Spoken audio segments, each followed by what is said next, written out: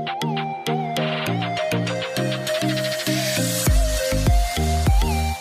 Students, मेरा नाम है खुशहाल अवस्थी और मेरे इस YouTube channel wrestling with maths में आप लोगों का बहुत बहुत स्वागत है। जैसा कि आपने मेरे लास्ट वीडियोस में देखा था, मैंने आपको हाइट एंड डिस्टेंस का जितना मेरे हिसाब से जितना बेस्ट तरीका था मैंने आपको वो सब बताया था।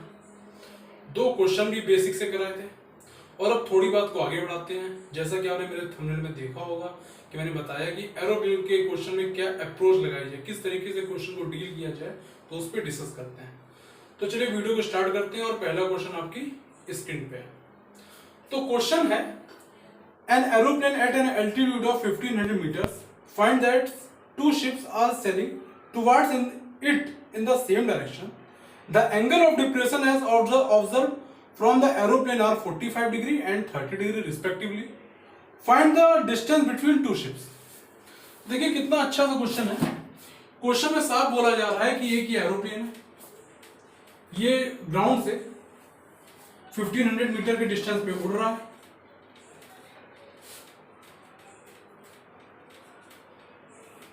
एक जो एरोप्लेन है ये 1500 मीटर के डिस्टेंस पे उड़ रहा है और जो यहां पे कोई अगर बैठा है वो ऑब्जर्व ये कर रहा है कि इसकी तरफ 2 शिप चले आ रहे हैं। एक शिप सपोज करिए यहां पे है, एक इस जगह शिप है और एक इस जगह शिप है।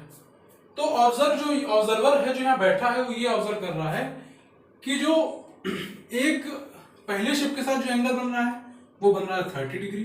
साफ लिखा है क्वेश्चन में, और दोनों सेम डायरेक्शन पे है। ये भी जो है ये भी इस डायरेक्शन में आ रहा है और ये वाला शिप भी इस डायरेक्शन में आ रहा है, और जो दूसरा वाला जो शिप है ये बना रहा है 60 डिग्री, सॉरी 45 डिग्री। जो पहला शिप है ये बना रहा है 30 डिग्री और दूसरा शिप ये 45 डिग्री। ये बात आप लोग हमेशा याद रखिएगा कि जब भी हाइट एंड डिस्टेंस का क्वेश्चन हो और 2 एंगल हो तो हमेशा याद रखिए कि जो बड़ा एंगल होगा वो अंदर की तरफ बनेगा और जो छोटा एंगल होगा वो बाहर की तरफ बनेगा। और जब भी क्वेश्चन सॉल्व करेंगे, अच्छा इन्होंने आप ये भी समझ लिए क्वेश्चन फाइंड करना, क्वेश्चन ये जो पहला शिप है और ये दूसरा शिप है इसके बीच का डिस्टेंस पूछा है, ये इन्होंने डिस्टेंस पूछा है।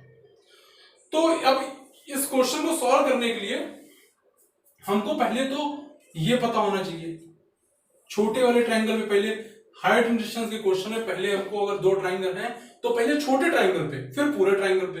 तो छोटा ट्रायंगल कौन सा है, अगर नेमिंग करते हैं ए बी सी और ये डी तो और ये डिस्टेंस एक्स मान लेते हैं कि दोनों ये जो शिप है ये शिप 1 और ये शिप 2 के जो बीच का डिस्टेंस है ये हम एक्स मीटर मान लेते हैं। हम लेट कर लेते हैं कि एक्स मीटर है। लेट द डिस्टेंस बिटवीन देखिए ऐसे लिखना, ठीक है, between 2 ships be x metre. कि हमने मान लिया कि 2 शिप के जो बीच का डिस्टेंस है ये एक्स मीटर का है। तो हमने बताया आपको पहले छोटे ट्रायंगल फोकस करते हो, तो ट्रायंगल ए बी सी हमेशा याद रखिए, हाइट डिस्टेंस जब भी ट्रायंगल हो छोटे ट्रायंगल पे पहले फोकस करिए। उससे पहले हम ये वैल्यू निकाल लेंगे, जब ये प्लस ये पूरा बेस हो जाएगा एंगल 30 मान लेंगे, ये हाइट हो जाएगी, आंसर ये भी निकल आएगा। देखिएगा कितनी आसान निकालते हैं, आपको भी लगेगा कि बहुत आसान है। तो छोटा ट्रायंगल क्या है, in triangle A B C, ABC triangle पे अगर आप लोग फोकस करेंगे तो देखिए ये 45 डिग्री है, एंगल के सामने वाली साइड परपेंडिकुलर, तो ये क्या होगा, ये होगा बेस। अब जब ये बेस है तो बताइए, अच्छा ये चाहिए तो आप लिख सकते हैं यहाँ पे गिवन में और कि जो ए बी है ये अपना 1500 मीटर है, जो भी बीच का मतलब कि ग्राउंड से इसका जो हाइट जिस हाइट पे उड़ रहा है प्लेन उसकी जो हाइट है वो 1500 मीटर है।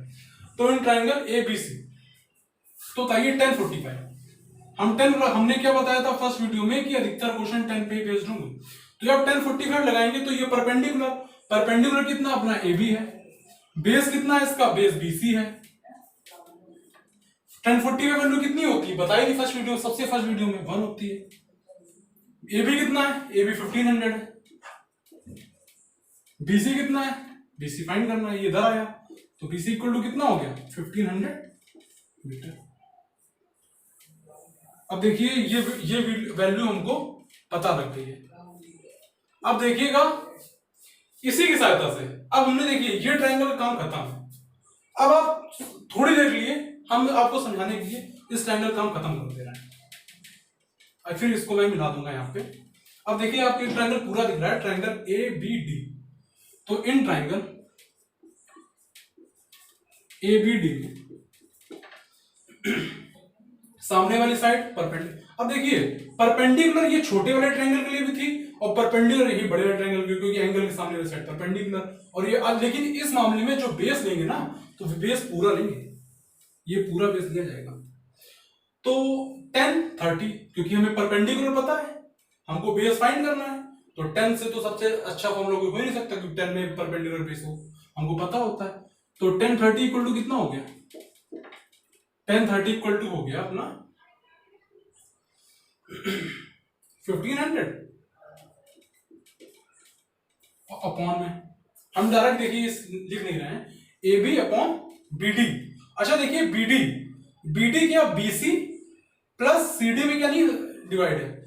हम बीडी को, जो बीडी लाइन पूरी है, जो बीडी यहां से यहां तक, क्या हम इसको यहां से यहां तक बीसी, ये आप पूरा लिखेंगे, आपको थोड़ी जहां स्पेस कम है मैं आपको यही थोड़ा समझा रहा हूं, ये समझ लीजिए, आप सब कर लेंगे, एग्जाम में भी शो करना होता है। बीसी प्लस सीडी लिख सकते हैं।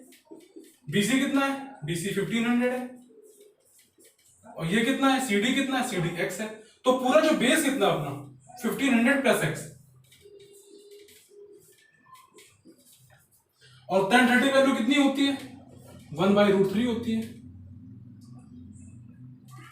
1500 अपॉन 1500 प्लस एक्स। अब ये इसके साथ मल्टीप्लाई, ये इसके साथ मल्टीप्लाई। मैं थोड़ा फिगर को ये इरेज कर देता हूं।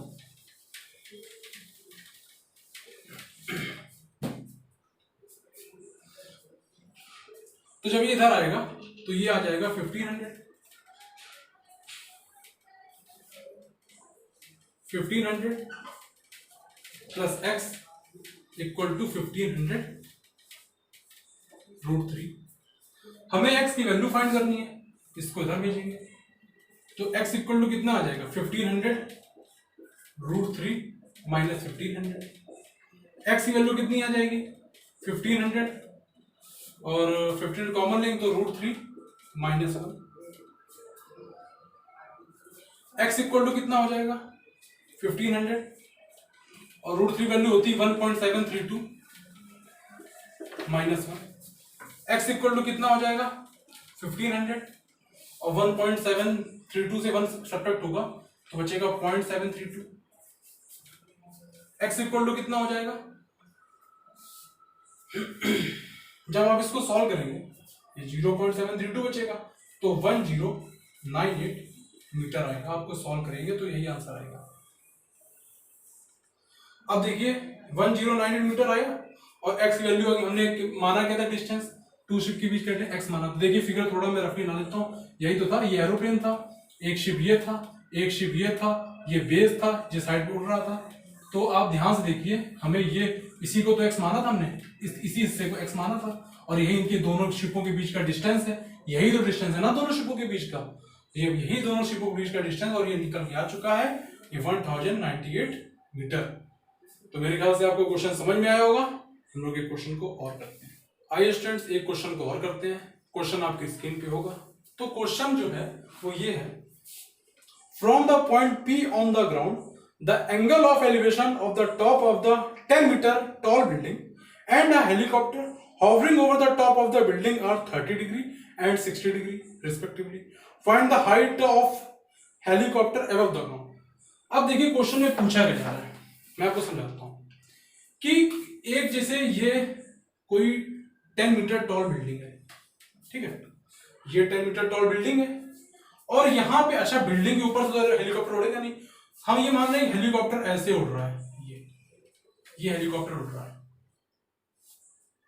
ये हेलीकॉप्टर उड़ रहा है, ये जो है ये हेलीकॉप्टर उड़ रहा है इतने डिस्टेंस पे, और ये जो यहां से लेके जो बिल्डिंग की जो हाइट है ये 10 मीटर है। और इन्होंने बोला है कि जब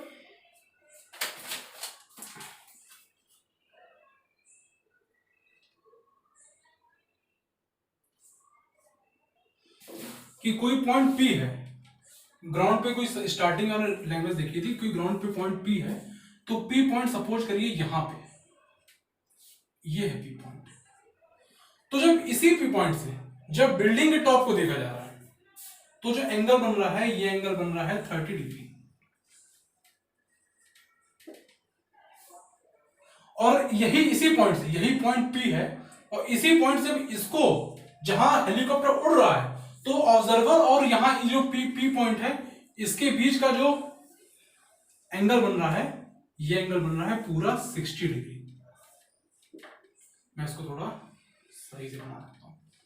तो उन्होंने ये पूछा है कि जो टावर है ये कितनी ऊंचाई से उड़ रहा है। अच्छा, हमें 10 मीटर तो पता ही है, हमको 10 मीटर पता है, हमको खाली ये डिस्टेंस फाइंड करना है और 10 में ऐड कर देना है, आंसर आ जाएगा अपना। लेकिन उसके लिए हमको पहले बेस की भी तो नॉलेज होनी चाहिए। तो आप ध्यान से देखिए, पहले छोटा ट्राइंगल लेते हैं, ये वाला ट्राइंगल, नाम दे देगा P Q R S।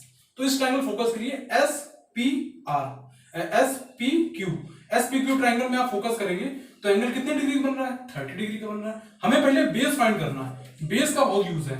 Base कितना है यहाँ पे, QP बेस है। तो जब QP बेस है,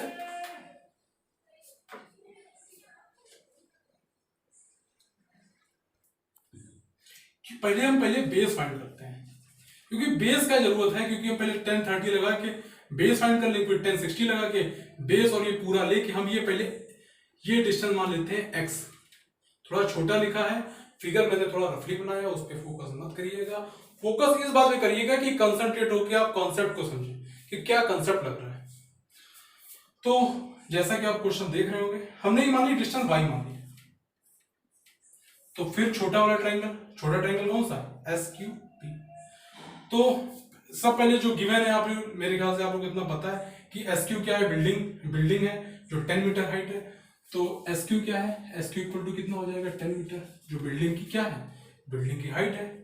और ये QP क्या है, QP बेस है, QP कितना है, QP है y मीटर।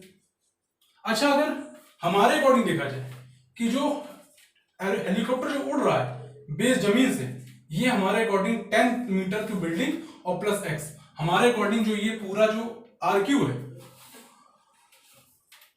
ये RQ है, थोड़ा मैं इधर लिख देता हूं, RQ जो है अपना ये 10 प्लस x मीटर है। तो छोटा ट्राइंगल लेते हैं पहले, ट्राइंगल SQP, ट्राइंगल SQP। तो सामने वाली साइड परपेंडिकुलर, ये बेस, तो 1030 इक्वल टू कितना हो जाएगा, SQ अपॉन QP। 1030 की वैल्यू क्या होती है, 1/√3। SQ क्या है, SQ हमको पता है 10 है। QP क्या है, QP y है, क्रॉस मल्टीप्लाई, कैंची वाला मल्टीप्लाई, तो y इक्वल टू क्या हो जाएगा, मैं इधर लिख देता हूं, y इक्वल टू हो जाएगा 10√3 मीटर। ये y की वैल्यू आ गई। इसके बाद हम ट्राइंगल लेते हैं, ट्राइंगल QPR। अब बड़ा ट्राइंगल लेते हैं, ट्राइंगल QPR, क्योंकि हमको बेस की वैल्यू पता लग गई है, हमारे अकॉर्डिंग में क्या है, 10 है। QPR ट्राइंगल लेते हैं, तो QPR ट्राइंगल लेंगे तो एंगल कितना, इसको मैं इरेज कर देता हूं थोड़ी देर के लिए, 60 डिग्री। 60 के सामने क्या है, बेस, सॉरी परपेंडिकुलर क्या है अपना 10 प्लस x, यानी कि QR परपेंडिकुलर है, और परपेंडिकुलर दो हिस्सों में डिवाइड, एक तो QS है, एक x है, ये RS है। ये कितना है, ये 10 है, ये कितना x है, तो कितना हो गया 10 प्लस x। तो 1060 का लगाएंगे इसमें, तो RQ डिवाइडेड बाई QP, 1060 की वैल्यू होती है √3। RQ कितना है, RQ 10 प्लस x है, 10 ये और x ये पूरा मिला के 10 प्लस x है, तो 10 प्लस x हो गया। QR कितना है, क्या सॉरी QP कितना है, QP मेरा y था, हमने लेट किया y, फिर सॉल्व करने में 10 आया था, 10√3 आया था, 10√3 सॉरी, तो 10√3 आया, तो मैंने 10√3 लिख दिया यहाँ पे। तो 10√3 लिख दिया, जब ये इधर जाएगा तो कितना हो जाएगा, ये 10√3 कितना हो जाएगा, 10√3 ये और इंटू √3 ये लिखा ही था, इक्वल टू 10 प्लस x। 10√3 क्या हो गया 3, और 3 का 10 से मल्टीप्लाई हो गया 30 इक्वल टू 10 प्लस एक्स। ये इधर आया, x इक्वल टू कितना आ गया 10 से 30 चला गया, कितना बचा 20 मीटर। अब देखिए हमको x की वैल्यू पता लग गई है, x की वैल्यू कितनी निकल आई, x की वैल्यू 20 मीटर निकल आई। मतलब ये जो हाइट है ये कितनी है, ये 20 मीटर है। 20 मीटर ये 10 मीटर ये, अच्छा जो एरोप्लेन उड़ रहा है तो 20 मीटर तो ये हाइट है। थोड़ा फिगर पे मत ध्यान दीजिए कि ये छोटा बड़ा, इसमें मत ध्यान दीजिएगा। 20 मीटर ये निकली है और 10 मीटर की बिल्डिंग थी, तो 20 ये और 10 ये कितना हो गया 30 मीटर। यानी कि जो हेलीकॉप्टर बेस से कितनी ऊंचाई पे उड़ रहा है 30 मीटर की ऊंचाई पे, 20 तो ये हो गई और 10 ये 30 मीटर की ऊंचाई पे उड़ रहा है। और क्यूआर कितना निकल आया, क्यूआर निकल आया 20 प्लस 10 इक्वल टू कितना हो गया, क्यूआर इक्वल टू निकल आया 30 मीटर। और यही हमको क्वेश्चन में फाइंड करना है। तो अगर वीडियो आपको अच्छा लगे तो प्लीज लाइक करिए, सब्सक्राइब करिए, अपने फ्रेंड के साथ शेयर करिए और नोटिफिकेशन बेल को भी ऑन कर लीजिए जिससे आने वाली वीडियो का नोटिफिकेशन आप तक आ जाए। And thanks.